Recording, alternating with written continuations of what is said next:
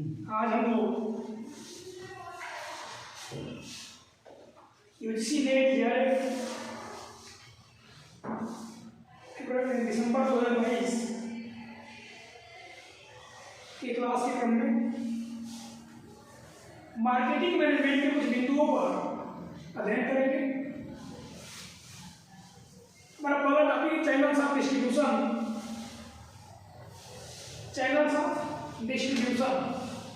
वितरण के माध्यम।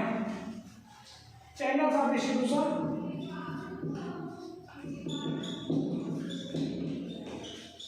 वितरण के माध्यम। वितरण के माध्यम क्या हो सकते हैं?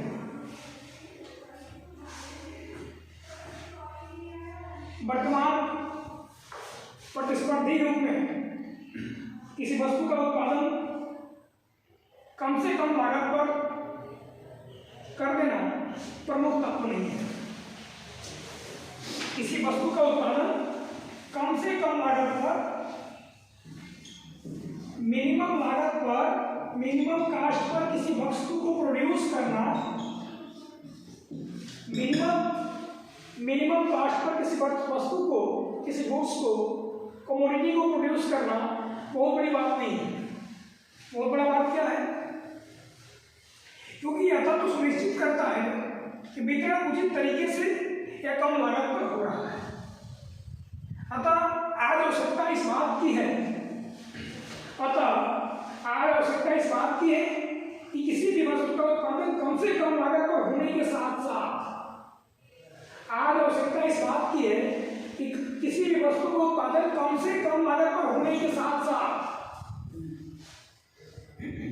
उस वस्तु के उचित एवं पर्याप्त वितरण की व्यवस्था, उस वस्तु के उचित एवं पर्याप्त वितरण की व्यवस्था हो, डिस्ट्रीब्यूशन की व्यवस्था हो।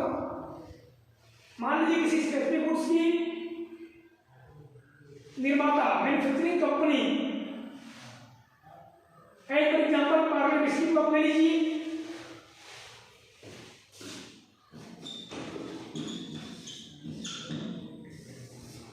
पार्ले जी बिस्किट मान लीजिए, आपकी एक बिस्किट कंपनी है पार्ले जी, जो बिस्किट बनाने का काम करती है, या पार्ले जी बिस्किट समूह यूज करते हैं।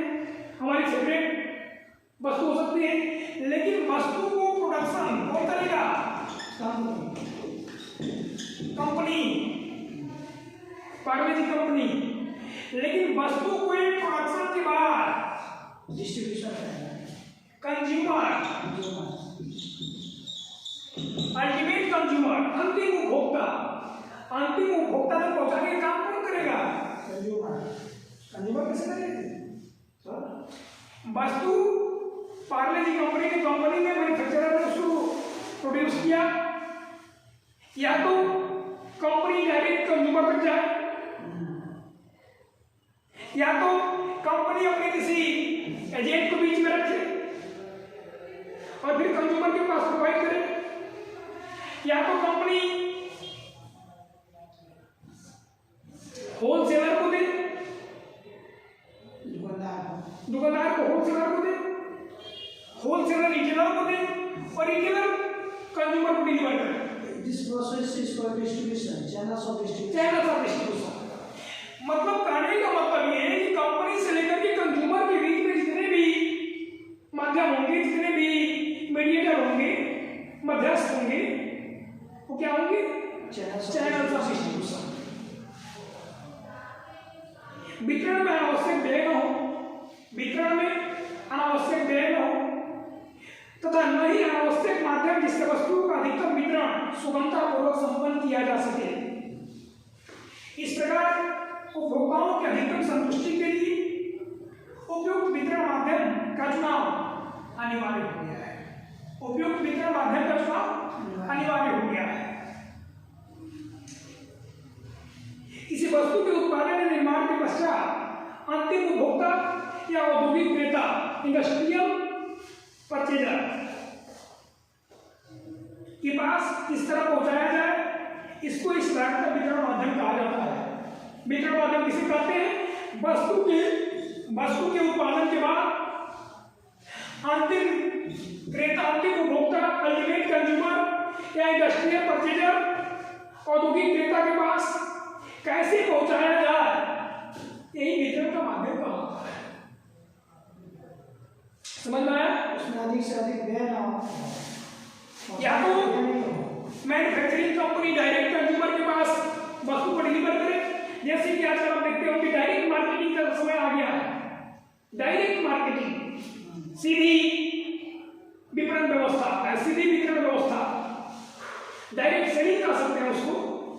अभी प्रेजेंट में चल रहा है। प्रेजेंट में वितरण के तमाम चैनलों को समाप्त करने के साथ उनको कहें कि धीरे धीरे उनको समाप्त किया गया, पर ऑनलाइन मार्केटिंग जिसको हम लोग कहते हैं, ऑनलाइन मार्केटिंग का मतलब क्या है?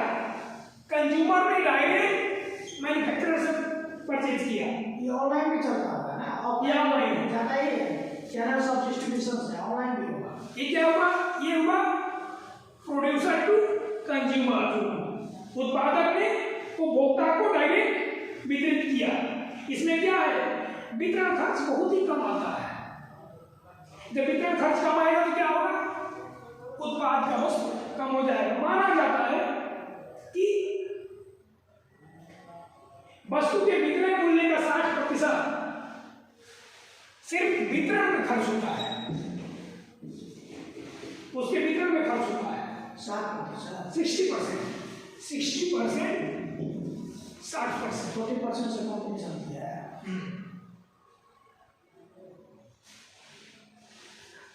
इस तरह की व्यवस्था मैक्सिमम दवाई कंपनी, दवा कंपनी नाम ड्रग्स दवा कंपनियां यूज करती हैं। आप ऑनलाइन दवा बुक करिए और आपको घर पे दवा मिल जाती है। फार्मेसी कंपनी के बहुत सारे ऐप आ गए हैं, बहुत सारे ऑनलाइन वेबसाइट आ गए हैं, जिनके माध्यम से आप कंज्यूमर डायरेक्ट प्रोड्यूसर से संपर्क करता है और डायरेक्ट उस प्रोड्यूसर कंज्यूमर को डिलीवर करता है। उसी में उसका 60% जाता है। मैकार्थी ने, एक प्रख्यात विद्वान है मैकार्थी ने अपने शब्दों में कहा है, उत्पादक से उपभोक्ता तक, उत्पादक से उपभोक्ता तक का संस्थाओं का कोई भी क्रम, जैसे आपका एजेंट हो गया, होलसेलर हो गया, रिटेलर हो गया, एनीवन, कोई भी क्रम जिसमें या कोई मध्यस्थ या उनकी कोई भी संस्था हो सकती है, वितरण माध्यम का होता है। बिना मध्यस्थ का तो पॉसिबल नहीं होगा। अगर मान लीजिए कंपनी में कोई पुष्पा यूनिट या कोई मतलब प्रोडक्शन करती है और हम डायरेक्ट उसको कंज्यूमर के पास तो पॉसिबल नहीं होता है। जो छोटी कंपनियां हैं वो डायरेक्ट भी सेल करती है। जो बड़ा है बड़ी कंपनियों के लिए वो अपनी जब तक डायरेक्ट सेल करने का प्रयास करेंगे, इससे अच्छा अपने प्रोडक्शन पे फोकस करेंगे, अपने प्रोडक्शन फोकस करेंगे ना। एक तरह से कहा सकते, साधारण शब्दों में नहीं कहें तो सर क्या इम्पॉसिबल है? डायरेक्ट कंपनी जो उत्पादन करेगी, उत्पादन से कंज्यूमर तक डायरेक्ट पहुंचा सकती है। हाँ, पहुंचा सकती है। उत्पादन से उपभोग की यात्रा ही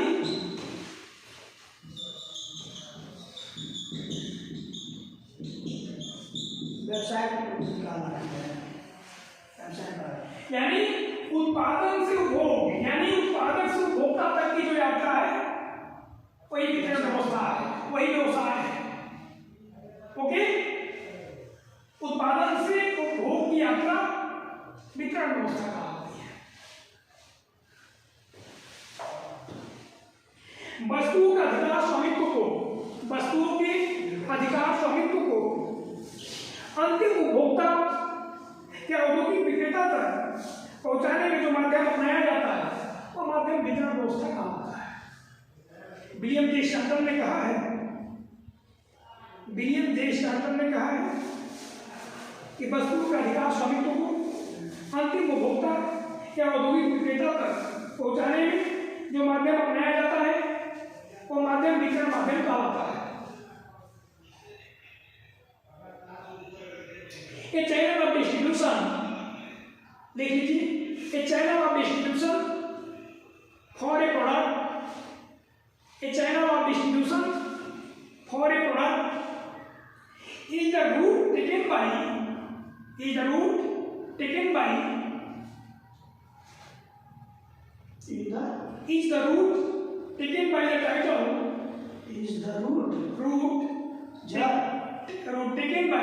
taken by the title of the goods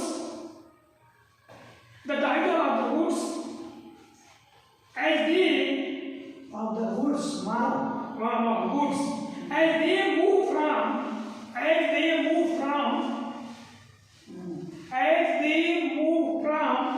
producer to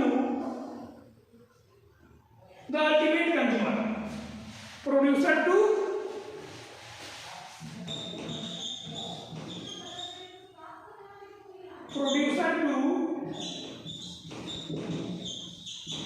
ultimate consumer. Producer to the ultimate consumer. Producer to the ultimate consumer or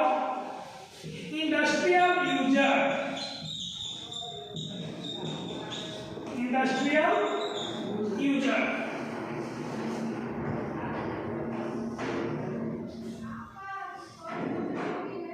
ठीक है।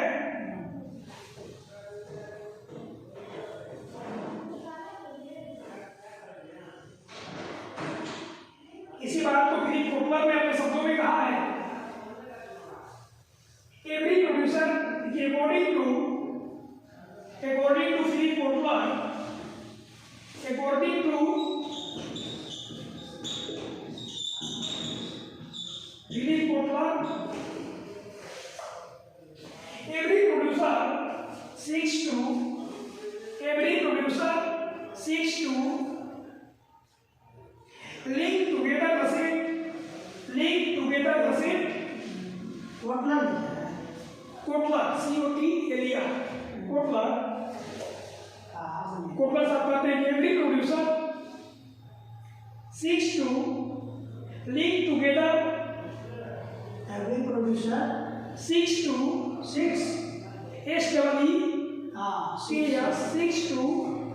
link together the set of marketing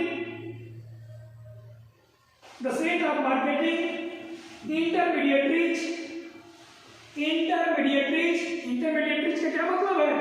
मध्यस्थ, आंतरिक मध्यस्थ। Intermediaries is called the marketing channel. Marketing channel.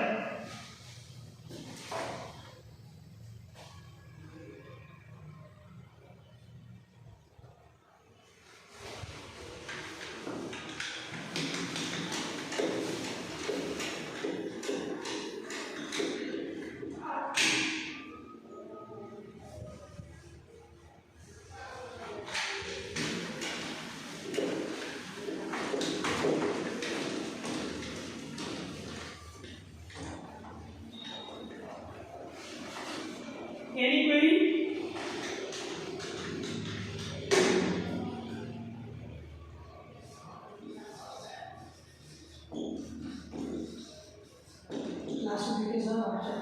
Classifications of channel and distribution. Classification of channel of distribution. Classification of channels of distribution. वितरण माध्यम का वर्गीकरण।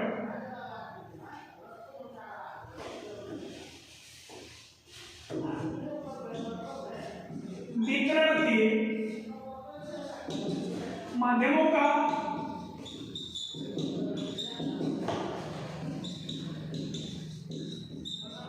वर्गीकरण।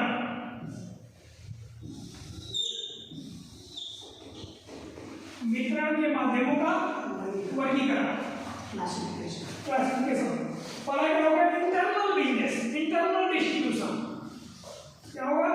इंटरनल डिस्ट्रीब्यूशन, आंतरिक व्यापार का, आंतरिक व्यापार के वितरण। कितने प्रकार का बिजनेस करते हैं? एक तो अपने कंट्री में करते हैं, अपने देश में करते हैं। आंतरिक का मतलब क्या है? भारत में, अपने देश में। दूसरा क्या होगा? बाह्य वितरण, मतलब एक का सकते हैं निर्यात, एक्सटर्नल कर सकते हैं, निर्यात व्यापार के वितरण, निर्यात व्यापार के वितरण, निर्यात व्यापार के वितरण। आयात निर्यात इसलिए नहीं कर सकते हैं क्योंकि निर्यात का मतलब सामान मंगाते हैं, माल भेजते हैं। आंतरिक व्यापार के वितरण जो भारत में अपने देश में जो व्यवसाय करते हैं उसका जो वितरण करते हो आंतरिक वितरण होगा। अगला चैनल होगा हमारा निर्यात व्यापार के वितरण, जो हम अपने देश से दूसरे देशों को भेजते हैं, निर्यात व्यापार के वितरण। एक्सप्रेस तो दोनों में होगा, दोनों में होगा। हम जानना चाहते हैं कि आंतरिक व्यापार के वितरण कितने प्रकार के होते हैं। आंतरिक व्यापार के वितरण कितने प्रकार के होते हैं। आंतरिक व्यापार के वितरण मुख्यतः 3 प्रकार के होते हैं। आंतरिक व्यापार के वितरण मुख्यतः 3 प्रकार के होते हैं। पहला है डायरेक्ट डिस्ट्रीब्यूशन। प्रत्यक्ष रूप से, हाँ, डायरेक्ट डिस्ट्रीब्यूशन, प्रत्यक्ष वितरण। दूसरा है इनडायरेक्ट डिस्ट्रीब्यूशन, अप्रत्यक्ष रूप से, अप्रत्यक्ष वितरण। और तीसरा है दोहरी वितरण प्रणाली। दोहरी वितरण प्रणाली, double distribution channel, double distribution system, दोहरी वितरण प्रणाली। हम जानने का प्रयास करते हैं कि हमारे यहाँ भारत में, हमारे देश में किस प्रकार की वितरण पद्धति को अपनाते हैं। तो मुख्यतः हम लोग भारत में मुख्यतः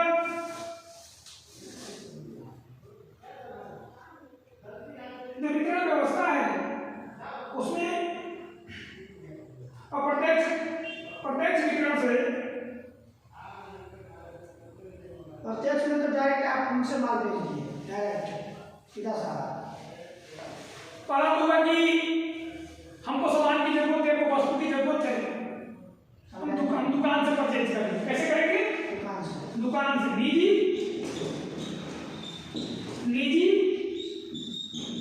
निजी दुकानों से। कहां से करेंगे? निजी दुकानों से। दूसरा कर सकते हैं विक्रय से।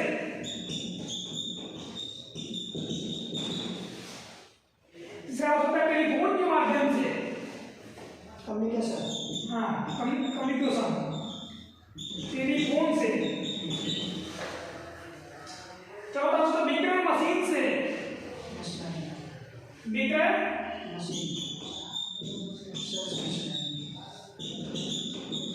मशीन से। और अंतिम है डाक द्वारा आदेश से। क्या? डाक द्वारा, पोस्ट ऑफिस, डाक द्वारा आदेश से, पोस्ट ऑफिस से तुम सामान को मंगाते। ये है हमारा चैनल ऑफ डिस्ट्रीब्यूशन।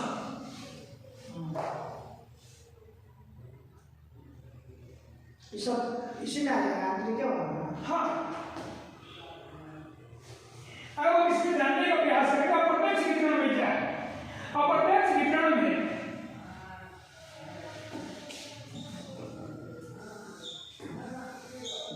अप्रत्यक्ष वितरण को भी 2 भागों में बांटा गया है। पहला उपभोक्ता वस्तुओं का वितरण। उपभोक्ता वस्तुओं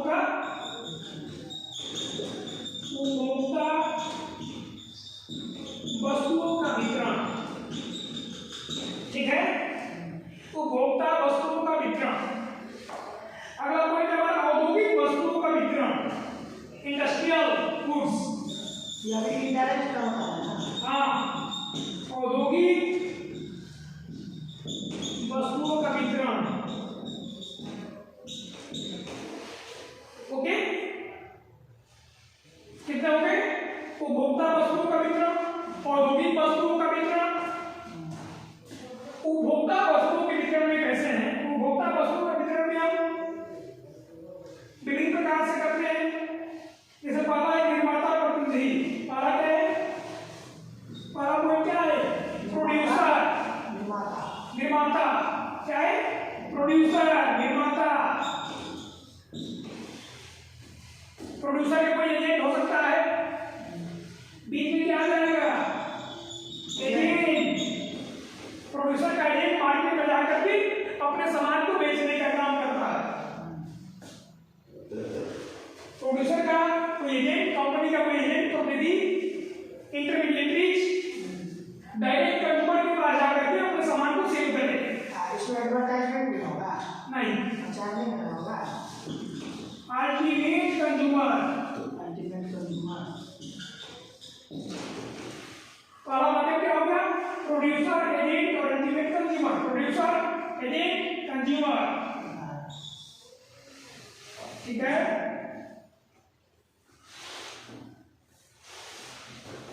अब क्या हो गया? अभी तक हम देख रहे थे कि प्रोड्यूसर एजेंट के माध्यम से डायरेक्ट कस्टमर के पास जा रहा है, डायरेक्ट कंज्यूमर के पास जा रहा है, लेकिन अब प्रोड्यूसर एजेंट के माध्यम से डायरेक्ट कंज्यूमर के पास जा करके रिटेलर को सामान देगा। किसको देगा? रिटेलर को। फुटकर विक्रेता, फुटकर विक्रेता रिटेलर,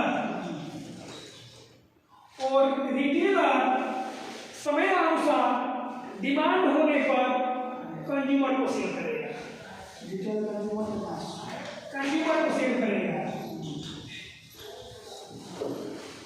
ओके, दो चैनल आपके सामने रेडी हो गए। तीसरा चैनल देखिए, प्रोड्यूसर एजेंट के माध्यम से और रिटेलर के पास पहुंच जाएगा कि होलसेलर को माल देगा। किसको देगा? होलसेलर को देगा। और होलसेलर किसको देगा? रिटेलर को। किसको देगा? रिटेलर को। रिटेलर किसको बेचेगा? कंज्यूमर को। तीन चैनल आपके सामने हैं, producer, agent, ultimate consumer. Producer agent के माध्यम से रिटेलर को दे रहा है, रिटेलर मार्केट में सामान को बेच रहा है। प्रोड्यूसर अपने एजेंट के माध्यम से होलसेलर को सामान दिया, होलसेलर रिटेलर को बेचता है और रिटेलर अल्टीमेट कंज्यूमर को सेल कर रहा है। Okay, are you satisfied?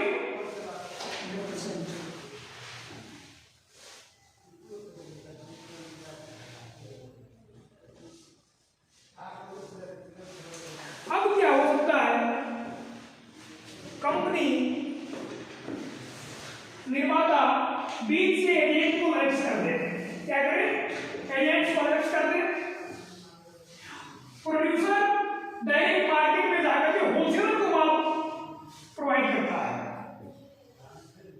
Direct market में होलसेलर को दे, होलसेलर रिटेलर को दे और रिटेलर फिर अल्टीमेट कंज्यूमर को सेल करे। में भी होता है, ऐसा भी होता है। तो आपका एक पॉइंट, चौथा पॉइंट भी हो जाएगा। पांचवा पॉइंट आपका है, प्रोड्यूसर होलसेलर को भी लक्ष्य करते, प्रोड्यूसर होलसेलर को भी लक्ष्य करे और सीधे रिटेलर को दे। रिटेलर वस्तु को अल्टीमेट कंज्यूमर तक पहुंचाए। ये भी डिस्ट्रीब्यूशन का माध्यम हो सकता है,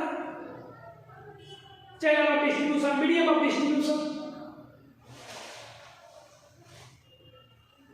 अंतिम पॉइंट है, प्रोड्यूसर सारे चैनल्स को समाप्त करे और डायरेक्ट कंज्यूमर को प्रोवाइड करे। डायरेक्ट किसको प्रोवाइड करे?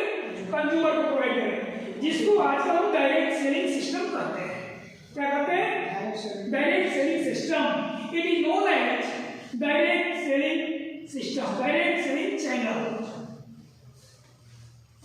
ओके, अब आते हैं हम औद्योगिक वस्तुओं का वितरण। औद्योगिक वस्तुओं का वितरण कैसे करते हैं?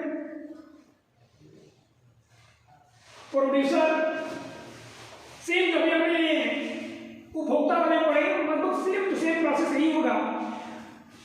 अल्टीमेट कंज्यूमर की जगह पर इससे इंडस्ट्रियल परचेजर हो जाएगा।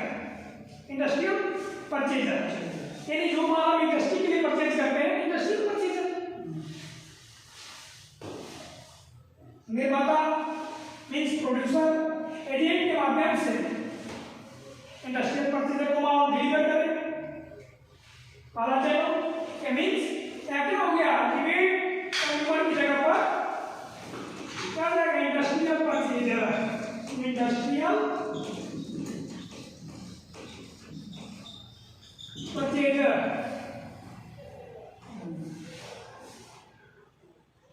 निर्माता कंपनी एजेंट के माध्यम से रिटेलर को दे और रिटेलर इंडस्ट्रियल परचेजर को दे।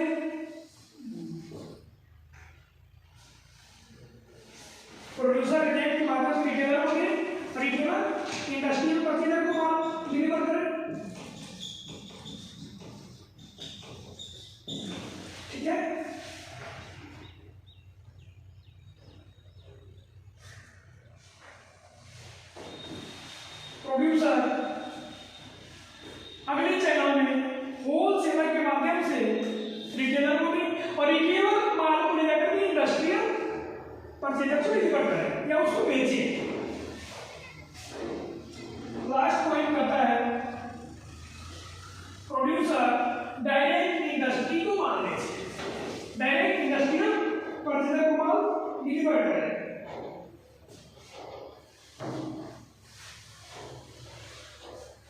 इंडस्ट्रियल परचेजर को माल डिलीवर करे। ओके, माल रिपोर्ट कर दे। हाँ, माल को सपोर्ट कर दे। इतना समझ में आ गया। अब हम इसको विस्तार से अगले लेक्चर में हम इसको विस्तार से पढ़ेंगे कि चैनल्स में आगे क्या क्या हो सकता है, कैसे हम चैनल को या elimination of channels of distribution. बहुत सारे लोग कहते हैं कि जितने मध्यस्थ विक्रेता से लेकर के, उत्पादक से लेकर के और कंज्यूमर तक माल के आते आते, यानी प्रोड्यूसर से लेकर के कंज्यूमर तक के बीच में जितने चैनल बढ़ते जाते हैं उतनी उसकी प्राइस बढ़ती चली जाती है। बहुत लोगों का मानना है उतनी उसकी प्राइस बढ़ती चली जाती है। यानी मीन्स कहने का मतलब है कि चैनल्स को समाप्त कर देना चाहिए, चैनल्स को समाप्त कर देना चाहिए। उनका कहने का मतलब है चैनल को समाप्त कर देना चाहिए। लेकिन बहुत सारे लोगों का मानना है नहीं, चैनल को समाप्त करने का नुकसान भी है।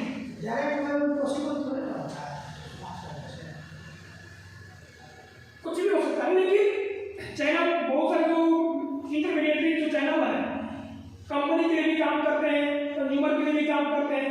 कई बार आप देखे होंगे कि डायरेक्ट कंपनी कंज्यूमर को सामान को अचानक प्रोवाइड नहीं कर सकती, लेकिन जो चैनल्स हैं, रिटेलर हो गया, होलसेलर हो गया, एजेंट हो गया, ये आपके आवश्यकता अनुसार आपको सामान सुपुर्द कर देते हैं। आपकी मान के चलिए एक जैकेट है और वो दिल्ली में मतलब कंपनी प्रोडक्शन कर रही है, हमको उसको लेना है, तो वो चैनल और डिस्ट्रीब्यूशन के माध्यम से ही ना होगा चीज। ये तो कंपनी तय करेगी कि हम किस तरह के माध्यम को अपना रहे हैं, उत्पादक तय करेगा कि हम किस तरह के चैनल को डिस्ट्रीब्यूशन के चैनल को हम एक्सेप्ट कर रहे हैं। तय करेंगे कॉस्ट ऑफ क्वांटिटी पे ना, क्वांटिटी देखेंगे वो अपने मार्केट के सिनेरियो के अनुसार लार्ज लेवल पे मार्केट कर रही है, स्मॉल लेवल पे बिजनेस कर रही है। स्मॉल लेवल होगी तो डायरेक्ट सेल करेगी, चैनल को बढ़ाएगी। क्यों? अगर हम एक जगह 5 जगह मंगाएं तो वो उसके लिए तो एग्री नहीं ना होगी, क्यों एग्री होगी?